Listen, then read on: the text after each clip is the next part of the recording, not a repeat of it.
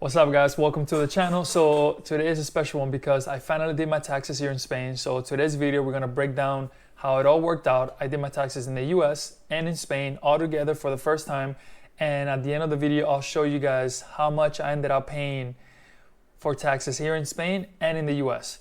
So if you guys are new to the channel, I am an army vet. I get compensation from the VA. I've been in Spain almost 2 years. So last year was my first year as a tax resident. So this is the first year I actually filed taxes in Spain, and I have a couple of rental properties in the States. I don't work in Spain. I don't work remotely in the US. Those are my income. So we're gonna break it all down and let's get to it. But before we do that, please, come on, like the video. And as a thank you to that, here's a picture of a poodle. All right guys, so the first thing you guys need to figure out is if you file taxes in the States or in Spain first, depending on your specific situation. But before we get into that, let's talk about some dates. So as you guys know, in the States, you have until April 15, right? But if you're living outside of the US, the IRS gives you an extra 2 months. So pushing it all the way to June 15. But if you need even more time than that, you actually can request an extension and they can push it all the way to October 15. Now that is to file. If you owe anything back to the IRS, that doesn't count, right? You still have to pay that money back before April 15. Okay, so when should you file first? So I'm gonna give you guys an example and I'm gonna tell you guys what I did because of my situation. So imagine Johnny here is an American who moved to Madrid and now he's working a Spanish salary, a Spanish job, and he earns 80,000 euros a year. He has no US income, so Spain taxes his salary because he works here. Let's say he owes 22,000 euros to Hacienda, which is the IRS here in Spain. Now he knows how much his Spanish taxes are, 22,000 euros, right? So the US also taxes on worldwide income. It doesn't matter if you live in the States or not. If you're making money outside of that country, you still have to pay taxes on it, right? So let's say that without any relief, he paid US tax on that same 80,000 euro salary. Instead, on the US return, he claims a foreign tax credit, or depending on the situation, possibly the foreign earned income exclusion. Basically, he tells the IRS, look man, I already paid. Yeah, you're gonna tell the IRS, hey, look man. But he tells the IRS, I already paid 22,000 euros in Spain on this same income. The IRS then allows a credit subject to US rules and limitations. So he generally doesn't pay twice on the same earnings. So why would you do Spain first? Because you can't claim a credit for taxes you haven't paid back yet. If he had done the US first, he wouldn't have known how much money he had to pay Spain. So it would be a make best. It makes sense for Johnny in that situation to do Spain first. Now, my situation was completely the opposite. I have no Spanish salary or US salary for that matter. My VA compensation is non-taxable, except the only thing I have are my rental properties. So since I know that Spain's taxes are higher than the US, I file the US first. So if I have to pay anything to the IRS, I can use that foreign tax credit on anything I have to pay to Hacienda, which will be more because taxes are higher here. Hopefully that makes sense. Here's an example. Let's say my rental profit was 20,000 bucks. I pay the IRS 2,500. Suppose Spain calculates tax on that same rental income, but the tax for Spain is 3,700 euros. Spain then generally allows a foreign tax credit for that qualifying US tax paid on that same income. So instead of paying Spain 3,700 euros plus US $2,500, Spain reduces the Spanish tax by the allowable credit of that 2,500 bucks. So the final numbers you will pay Spain will be approximately 1,200 euros. Hopefully that makes sense. You can just look at it right here. So you still pay US tax, an additional Spanish tax, but not the full amount twice. That's because of that treaty they got between the US and Spain. Okay, so let's say you figure out which one you have to do first, and let's go by my case. I had to do the US first, right? So now the next step, and this is very important, is you have to figure out if you need to file a Modelo 720, which is a foreign assets declaration. This is basically, if you're a tax resident in Spain, one of the first deadlines of the year is the Modelo 720. This is not a tax return and you don't have to pay tax when you file it. This is just, the purpose is simply to inform the Spanish tax agency, Hacienda, about certain assets you own outside of Spain. Now, you generally must file if the value exceeds 50,000 euros in any of these three categories. Number one, bank accounts outside Spain. Talking about check-ins, savings, if you have CDs, etc. Number two, investments and financial assets such as stocks, brokerage accounts, mutual funds, retirement accounts, life insurance, and certain annuities. And number three, real estate located outside of Spain. In my case, I have real estate, so the equity is more than 50 grand, so that's it. So the 50,000 euro threshold applies separately to each category. So for example, if the US bank accounts altogether is 60 grand, you have to report it. But if the US investment accounts altogether are 35,000, you don't have to report it. Unless another account in that investment category pushes the total over 50 grand when you pull it together. Now guys, this is my experience as I understand it, as my lawyer told me, as my tax person told me. Please make sure you guys, this is not tax advice, this is just how I did it, what happened to me, and I'm sharing my story so you guys have an idea if you're going through this or you're about to get through this. But please make sure you guys do your own research and talk to your own gestor, which is like a tax person here. And if you want a tax person in the States as well, or a tax lawyer. All those things before you make any decisions, okay? Now the filing for that Modelo 720, you can file it from January 1st all the way to March 31st. Each year based on what you had on those accounts as of December 31st of the previous year. So as of December 31st of 2025, if all those that list goes above or up to 50 grand, you have to file it, right? You have until January 1st, from January 1st to March 31st to file that. Now that Model 720, you only file it once. You don't need to file it every year, except if any of the categories increases by more than 20,000 euros, or you decided to sell one of the assets, like if you sell a house, then you need to file it again, and of course, pay taxes on that capital gains, which is not a good idea. Now next, let's talk about child credit. Now, Spain doesn't give you the child credit as you know on the US. Spain reduces the amount of income that's subject to tax through what's called the minimum por descendiente. For 2 children, that's 5,100 euros at the national level. If you're married and you file separate tax returns, that amount is generally split equally between both parents. If you file jointly, the calculation is different, and your tax software or preparer will determine which option saves your family the most. First child is 2,400 euros, second child is 2,700. Third child, I don't know, because I only have 2 kids. So now where you live also plays a part of it. Where I live is the autonomous community of Aragon, which has several regional deductions for families with children, and those are in addition to the national rules. So depending on the income and family circumstances, those regional deductions can further reduce your tax bill. So where you live also matters. So again, do your research. So next is a good one because a lot of people have rental properties. A lot of people are debating if they want to sell their house or rent their house before moving to Spain. So if you have a house and you're planning on renting it, eventually you're going to have to do taxes here in Spain. So this is for you. So as a Spanish tax resident, you will report your rental income. You can generally deduct the expenses necessary to generate that income. These include, this is what the Spanish government, the Hacienda, can deduct, right, for expenses. So you got mortgage interest, property taxes, HOA, insurance, repairs and maintenance, legal and accounting fees, depreciation. Now they don't depreciate here the land, they depreciate the building, all right? The calculation, I'm not sure how they do it because I'm not a tax person, but they depreciate the building. Spain taxes your net income, right? Not simply the rent you collect. For example, let's say I collected on one of my properties 24 grand. The interest was 8,000, property taxes 2,500, repairs 1,200, HOA 900, right? Now the insurance was 1,000, depreciation was 5 grand. Taxable rental income is 5,400, right? Before considering any tax credits. What does that mean? If you subtract all this to that 24 grand, is only going to give you 5,400. That is what Spain is taxing on. Now, this is a good caveat for you married people out there. If you and your spouse share that house, meaning that your spouse and you have the name in the warranty deed, like in the deed of the house, if the house belongs to both of you, not the loan, but the house, you know, then that means that each spouse reports 50% of the rental income and each spouse deducts 50% of the income. So let me give you an example. Let's say the annual rent was 30 grand expenses 18,000, net income 12 grand. So Spain will tax you on that 12 grand, right?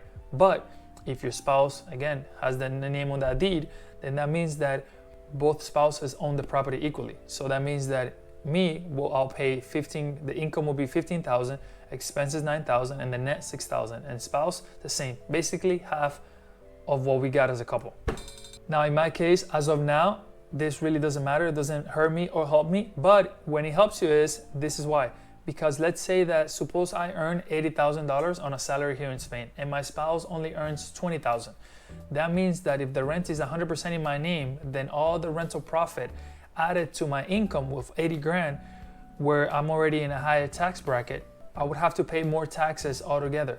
But let's say if it's owned 50-50 like me and my spouse, then half of the rental profit is taxed on my spouse's return, which is lower because again, her salary is way lower than mine in this example. So the savings comes from income splitting, whether it lowers the family tax bill or depends on both spouses' overall income and the applicable tax brackets. Hopefully that makes sense. If not, you can just read it right here because I have it here saved on Microsoft Word. All right, next we're gonna talk about VA compensation. For all my vets out there who wanna move to Spain because they're retired, they have either a military pension or they have 100% disability from the VA and they're getting that money, there's a big distinction, so let's talk about it. So first, the key point is that the VA disability compensation, it is not the same thing as a military pension, as most of the military veterans know. But it's very important when it comes to taxes because the military retirement pay, generally considered a pension, it is taxable here in Spain. A VA disability compensation, a compensation for service injuries or disabilities under the U.S. law, is excluded, as you know, from gross income and it's not reportable as taxable income on a federal return. One of the biggest questions I had was if my 100% VA disability compensation was going to be taxable here in Spain. Now, in the Hacienda Tributaria, if you look at the paperwork, there is not a sentence there that says VA disability people with 100% or any money for that matter is free for tax, like they're non-taxable. It doesn't really say that, right? It's open to interpretation. So you have to prove when the time comes that you are actually a VA disabled veteran for what it is. So actually, in my case, my tax lawyer decided not to include it on my Spanish tax return. The same way my American tax person does not include it on the tax return because again, it's non-taxable. So his reasoning was that this is not taxable income, right? And there isn't a specific place on the Spanish return to list this type of non-taxable compensation. There's no way to put it. His advice was, and this again is pretty common, if Hacienda ever requests clarification, right? If they're like, hey man, how come you're not requesting 60 grand a year that you're earning, but you're not putting it here on the tax return, then we'll provide the VA a word letter and all the necessary documentation to prove that it's non-taxable. But again, I'm sharing what my tax professional advised me to do in my specific situation. This isn't tax advice. So guys, please, if you're a veteran living in Spain, I strongly recommend working with someone who understands both U.S. veterans benefits and Spanish taxation. So that's that. Next, let's talk about if you owe or the Hacienda has to pay you money. If you owe money to the Hacienda or the Hacienda has to pay you money. Hacienda being the IRS for Spain. So let's assume, just so you guys know, if you guys want to skip it, you can just skip this part. But let's assume you owe, because a lot of people will have to pay taxes, bro. Like it is what it is.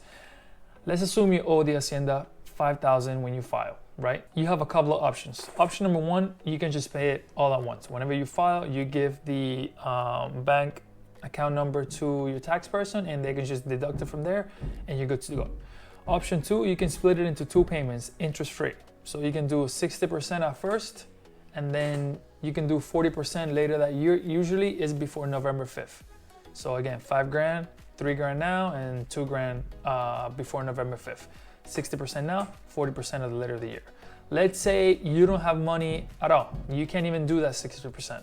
So that means that you can request a separate payment deferral or an installment agreement, right? It's called aplazamiento or fraccionamiento, Jesus. That's different from the automatic 60-40 split and may involve interest and additional conditions depending on the circumstances. It's the same thing as the IRS, guys. If you owe money and they'll probably put you in a payment plan with interest, But again, I'm not sure of those things because it depends on each specific situation. And you have until June 30th to file for taxes here in Spain. March 31st for the Modelo 720 and June 30th for taxes here in Spain. Now, for what everybody came here in the video to see, how much did I personally have to pay, one in the States and two in Spain? So the answer might be crazy, but again, I did the US first because I knew that whatever I had to pay in the US, I can use that as a credit to whatever I had to pay in Spain, so they don't tax me double, right? That double taxation. But anyways, so in the US, I received actually a refund, right? Guys, I'm married. This is the whole thing. I'm married, I got 2 kids, I got 2 rental properties, nothing crazy, and I got a VA payment. That is it. I have nothing else, right? So in the US, I received a refund of $2. Yes, $2. It was kind of funny when my tax guy sent me an email saying, hey man, do you wanna check for this or just give me your account number and I'll deposit it for you? So it is what it is, $2. Hey, at least I didn't have to pay anything. I received a refund. But that was not what had me worried, right? What had me worried is how much I had to pay. Now, full disclosure, this was back in February, when I first went to my tax guy here in Spain, and I kind of gave him not everything in specific, because of course, you know, it was the first appointment. I kind of told him like broadly everything that was going on with me, my whole situation. He said I would have to pay around $3,000. That was then, right? So in my mind, I'm thinking minimum $3,000, maximum $5,000. That's in my mind. I'm prepared for it. I'm ready. Hey, if we have to pay $5,000, it sucks, but it is what it is. Now it would suck because $5,000, it's every year. So now I have to account that money for this year so I can pay it next year as well. So that's what's going on. But I had to pay 22 cents. Yes, I'm as shocked as you are. I had to pay 22 cents, which is insane. And that is counting, full disclosure, that is counting me moving around a $9,000 an account, like a retirement account. I had a traditional account in the US and I moved that traditional account, the $9,000, to a Roth IRA, right? To a Roth retirement account. That money never hit my account. It was a transfer between one account to another account. In the US, that transfer is not taxable because again, you don't get it. But here, you get it. So I pay tax on that $9,000, whatever tax is. I think it was 17%, 19%, but it was on that 9,000. So even counting that, I only had to pay back 22 cents. And that is really shocking because if you go back to the whole deductible things and all that stuff with the rental properties, there's a lot of things you can deduct, right? So is every year gonna be the same? I would hope so. I mean, if this is for the rest of my time here in Spain, if this is what I have to pay, I'll be glad.